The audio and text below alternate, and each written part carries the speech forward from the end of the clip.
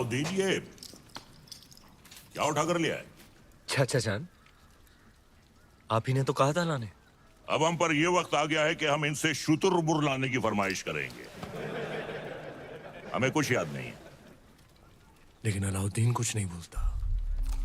चाचा जान, हम आपकी इतनी इज्जत करते हैं, आपने एक पर मांगा, हम पूरा शुतुरमुर्ग लिया। पर हाँ, याद आया। शहजादी मेहरू के लिए। ओह, मेहरू के लिए। मेहरू बेटे, मेहरू बेटे, मेहरू बेटे, जी अबू जान। देखो हमने तुम्हारे लिए तोहफे में क्या मंगवाया है। शुतुरमुर्ग, हमारी जान आप पर कुर्बान अबू जान। हमारी भी। तुमने हमारी बेटी की ख्वाहिश पूरी की है, इसके एवज में हम तुम्हें इनाम देना चाहेंगे। क्या चाहिए बोलो।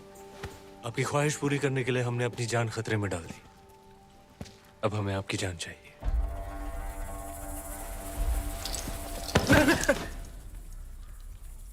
आपकी शहजादी मेहरुनिसा से हमारा निकाह। बड़ा शातिर है, एक नायाब चीज देकर दूसरी मांग रहा है। अल्लाह की बनाई हर नायाब चीज पर सिर्फ अलाउद्दीन का हक है। कौन कहता है? अलाउद्दीन। मेहरुनिसा बिन्ते जलालुद्दीन खिलजी, क्या तुम्हें अलाउद्दीन खिलजी के साथ निकाह कबूल है?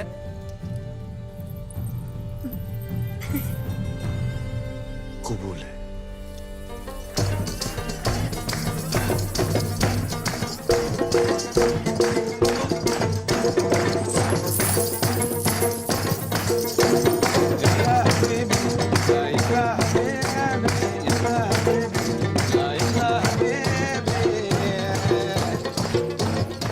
पाशा, हमारे दामाद इस महफिल से गैर मौजूद क्यों हैं? उनसे कहिए हमने तलब किया है। जी अभी बुलाते हैं।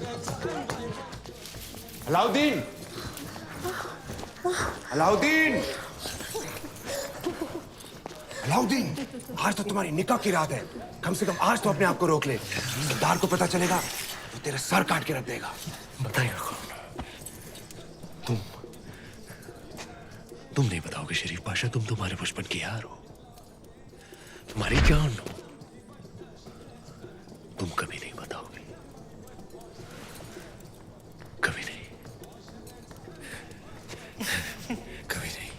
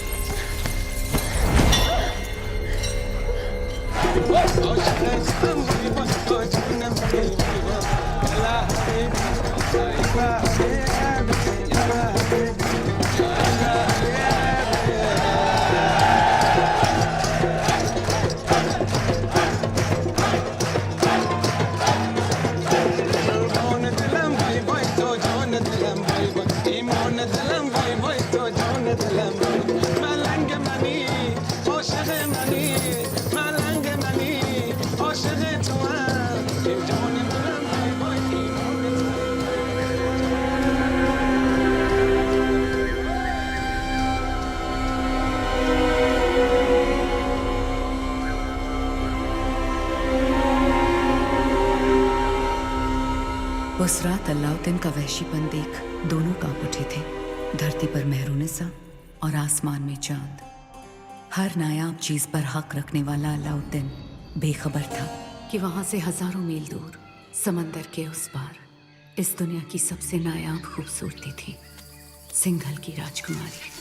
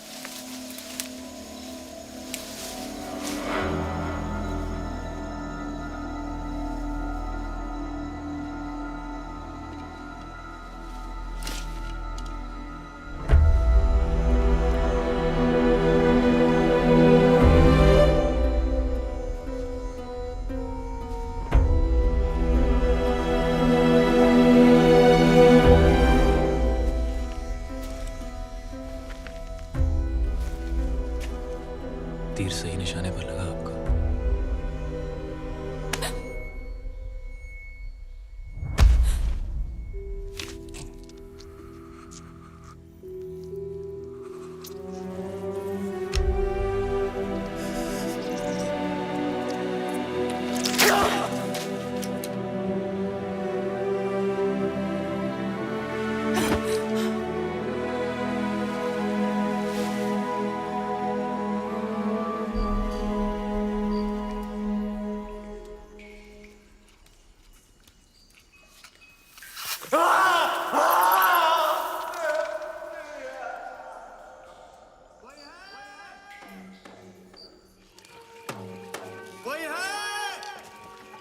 वर्धन,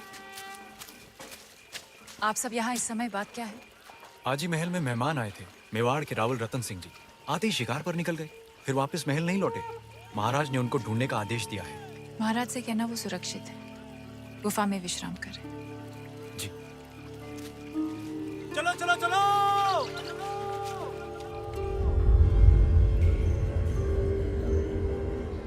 उन मोतियों का मोल जानते हैं आप?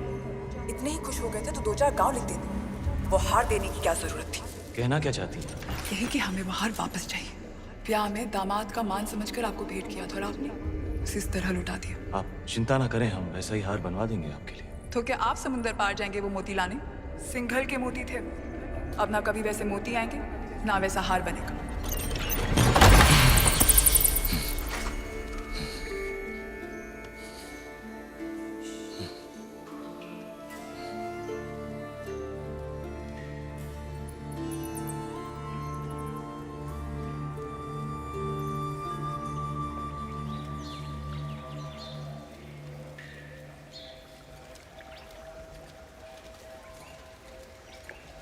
क्षमा मांगने आई हैं।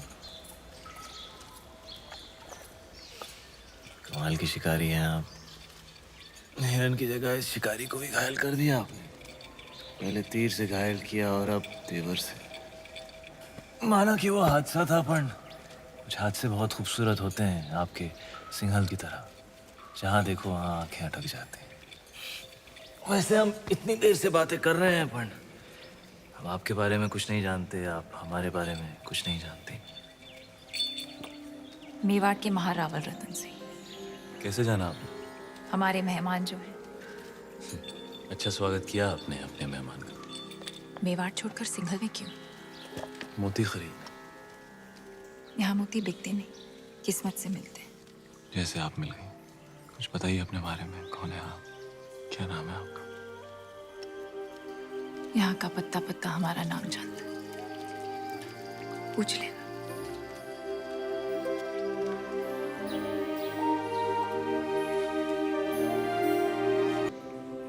पद्मावती पिछले 2 दिन से आपकी सेवा कर रही है।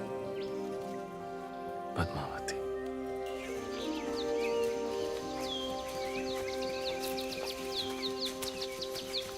क्षमा मांगते हैं रतन सिंह जी। सिंघल में आपका ठीक से स्वागत तो कर नहीं पाए और आते ही पद्मावती ने आपको घायल कर दिया।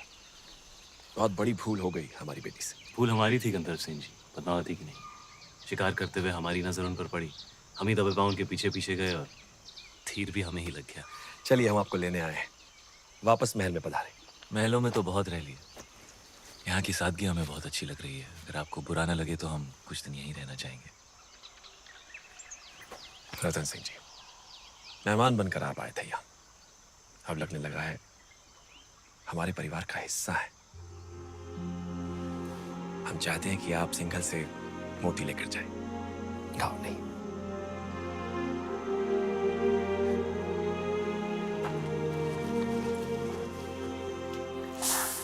सिंघल के मोती वैसे ही है जैसे आप ढूंढ रहे थे? क्या सोच रहे हैं?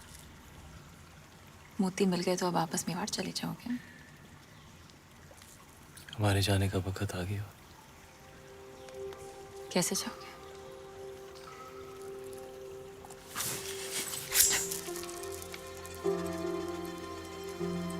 घाव जो नहीं भरा। हमारे साथ मेवाड़ चलेंगी पद्मावती, हमारी पत्नी बनकर।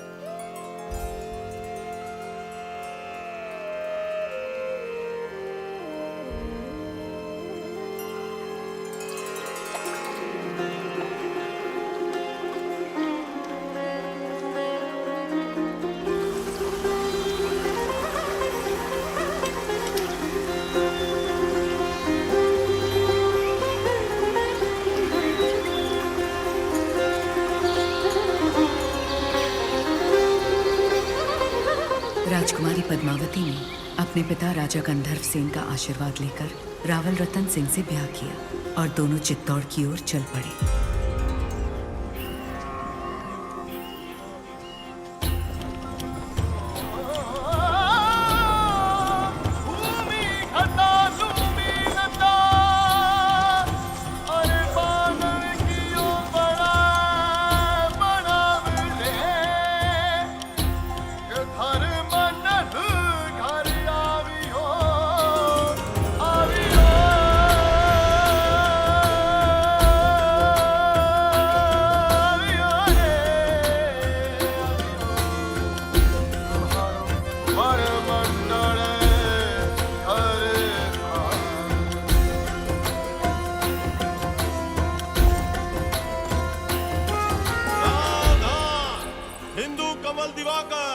रघुकुल सूरज, मेवाड़ प्रभाकर, महारावण रतन सिंह जी दरबार में पधार रहे हैं।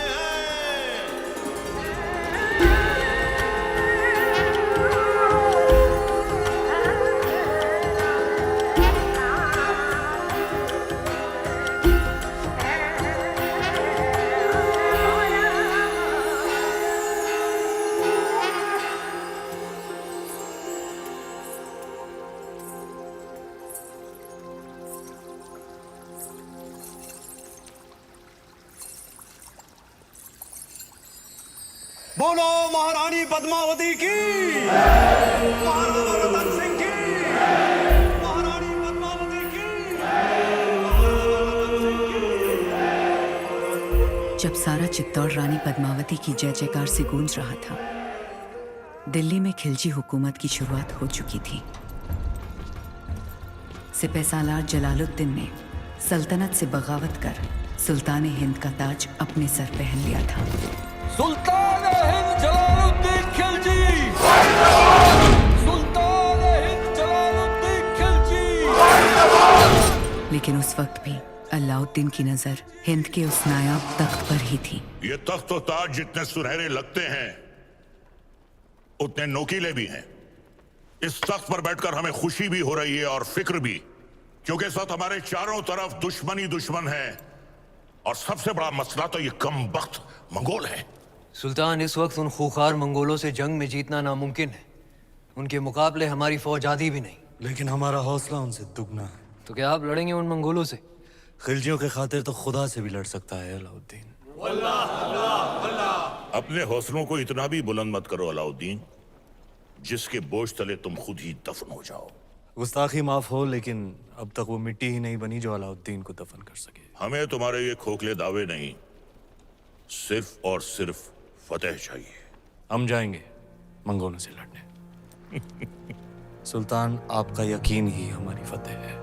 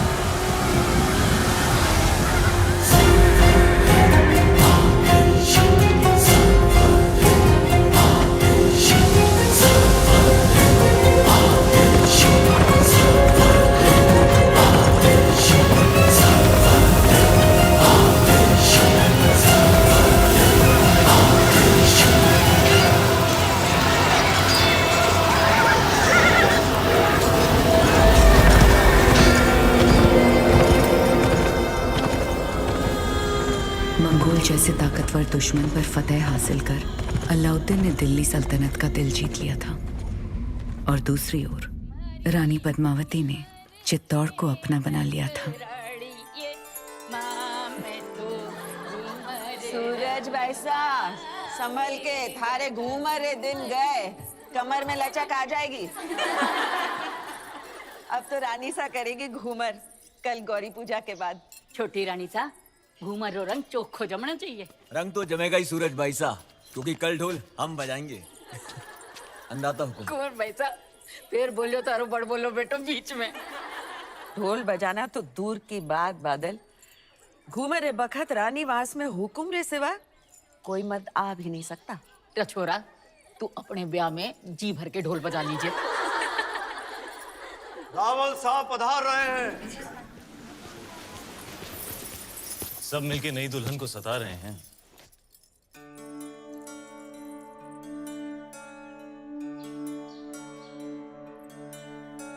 राजगुरु शिवालय में अपनी प्रतीक्षा कर रहे हो।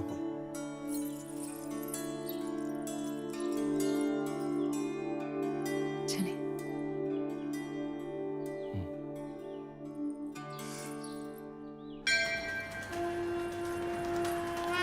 पधारो हुकुम। पद्मावती, आप हैं मेवाड़ के मार्गदर्शक और हमारे राजगुरु आचार्य राघव चेतन जी। हमारे सभी प्रश्नों के उत्तर यही देते हैं। हमारी राजनीति भी इन्हीं की देन है। आशीर्वाद लीजिए।